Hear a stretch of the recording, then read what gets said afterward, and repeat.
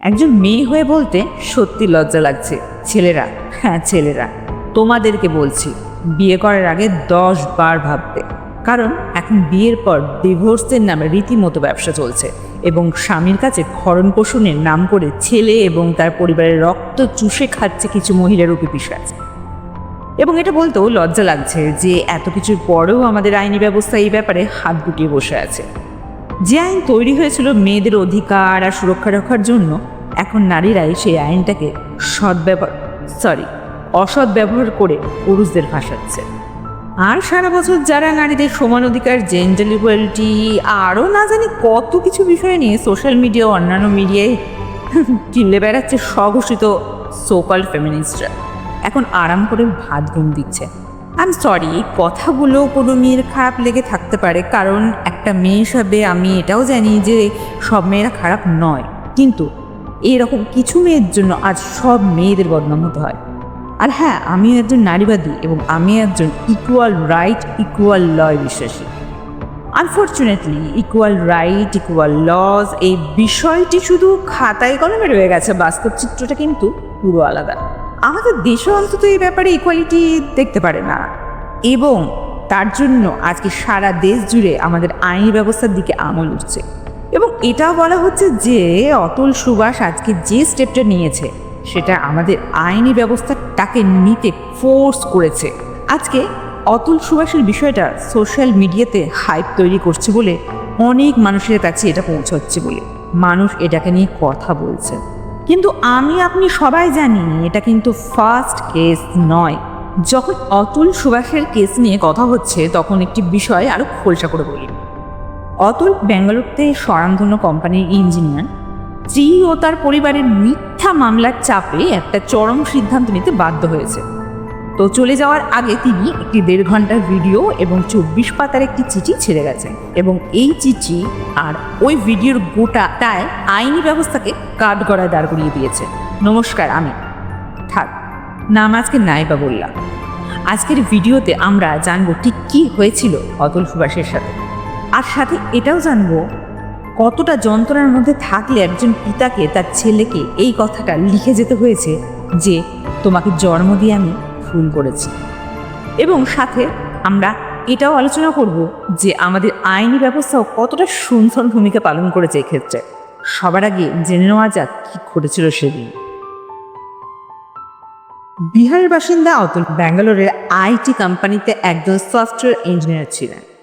আর সাধারণ 5টা মধ্যবিত্ত ছেলের মতো তিনিও ওয়েল সেটেলড হওয়ার পর বিয়ে করে সংসার করার স্বপ্ন দেখেছিলেন, এবং সেই মতো 2019 সালে নিকিতা সিংঘানিয়াকে বিয়েও করেন। কিন্তু তিনি জানতেন না তিনি এমন একজন মহিলার পিশাচকে বিয়ে করেছেন যে তার জীবনকে তছনছ করে দেবে।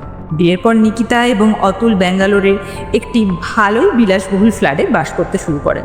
এখান থেকেই শুরু হয় নিকিতার একটু একটু করে নোংরা খেলা। তার পরিবারের ব্যবসার জন্য টাকা লাগবে এই বলে প্রায় সে অতুলের সঙ্গে টাকা আদায় করত। ইতিমধ্যে 2020 সালে একটি পুত্র সন্তানেরও জন্ম হয়, কিন্তু দিন প্রতিদিন টাকার ডিমান্ড বাড়তে বাড়তে অবশেষে বাধ্য হয়ে অতুল টাকা দিতে না করে দেয়। অবশেষে 2021 সালের এক রাতে তার স্ত্রী পুত্র সন্তানকে নিয়ে বাড়ির থেকে বেরিয়ে যায় এবং শুরু করে দেয় তার নোংরা খেলার দ্বিতীয় পর্যায়। নিকিতা অতুলকে জানায় সে আর সংসার করবে না, সে ডিভোর্স চায়, এবং অতুল থাকতেই রাজি হয়ে যায়। এরপর শুরু হয় খেলার তৃতীয় পর্যায়। নিকিতা আর তার পরিবারের যে খেলার শিকার আজ হাজার হাজার পুরুষ। ডিভোর্সের নাম করে নিকিতা আরোরার পরিবার অতুল সহ তার পরিবারের ওপর 9টি কেস ফাইল করে। এতেও নিকিতা শান্তি পায়নি। তাকে মানসিক অত্যাচার করার জন্য সে কেসটি ফাইল করে ইউপিতে জৌনপুরে, যেখানে না নিকিতা থাকে না থাকে অতুল। গত 3 বছরে 120টা ডেট, 40টারও বেশি হিয়ারিং। ভাবুন তো, ব্যাঙ্গালোর থেকে ইউপিতে 40 বারের বেশি যাতায়াতের সাথে অফিসের চাপ। বুঝতে পারছেন অতুলের ওপর কী পরিমাণ চাপ ছিল। এবার শুরু হলো অন্তিম পর্যায়। নিকিতা অতুলের কাছে বাচ্চার ভরণ পোষণের জন্য মাসিক 40,000 টাকা ও নিজের জন্য 1 কোটি টাকা দাবি করে। অতুল বাচ্চার মুখের দিকে তাকিয়ে রাজি হয়ে গেলে নিকিতা নিজের দাবি 1 কোটি থেকে 3 কোটি করে দেয়। এদিকে 85,000 টাকা মায়না অতুলের কোর্টকে একথা জানায় যে সে টাকা দিতে অপারগ। এইখানেই কোর্ট দারুণ একটা পার্শ্ব চরিত্র অভিনয় পালন করে। অতুলকে জাস্টিস দেওয়ার পরিবর্তে কোর্ট তাকে বলে, তোমার কাছে নিশ্চয়ই তত টাকা আছে, সেই জন্যই তো তোমার স্ত্রী চাইছে। কি অবাক হচ্ছেন? এখনো বাকি আছে। বিচার চলাকালীন অতুল যখন NCRBA একটা রিপোর্ট দেখিয়ে বলে এইরকম মিথ্যা মামলায় আজ কত পুরুষ তার নিজের জীবনের চরম সিদ্ধান্ত নিয়েছে, তখন ভরা আদালতে নিকিতা উল্টে অতুলকে বলে, তুমি কেন এরকম সিদ্ধান্ত নিচ্ছ না? জাস্ট ভাবুন। আরও লজ্জাজনক কথা শুনবেন, মহামান্য বিচারপতি এই কথা শুনে হাসলেন। শেষ হিয়ারিংয়ের দিন অতুল যখন কোর্টে পৌঁছায় তখন নিকিতার মা নিশা সিংঘানিয়া অতুলকে বলেন, তুমি এখনো জীবিত আছো? আমরা ভাবলাম তুমি হয়তো চরম সিদ্ধান্ত এতদিন নিয়ে ফেলেছ। উত্তরে অতুল জানায়, আমি চলে গেলে আপনার পার্টি চলবে কেমন করে? তার উপরে নিশা বলে, আমাদের পার্টি ঠিক চলে যাবে, তুমি চলে গেলে তোমার সব সম্পত্তি নিকিতার হবে।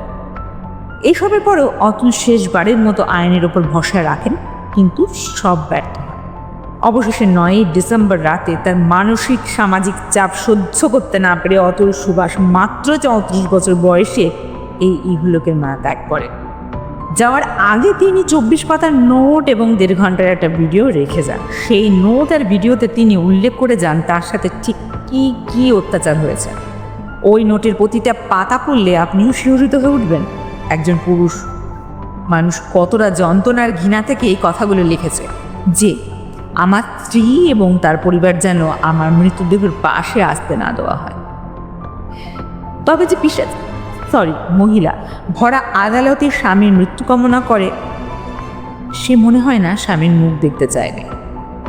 অতুল আরও লিখেছেন, এই কেস এর সঠিক বিচার না হওয়া পর্যন্ত তার অস্থি যেন বিসর্জন না দেওয়া হয়। তিনি আরও বলেছেন, তিনি যদি সঠিক বিচার না পান তার অস্থি যেন আদালতের সামনে নর্দমায় ভাসিয়ে দেওয়া হয়।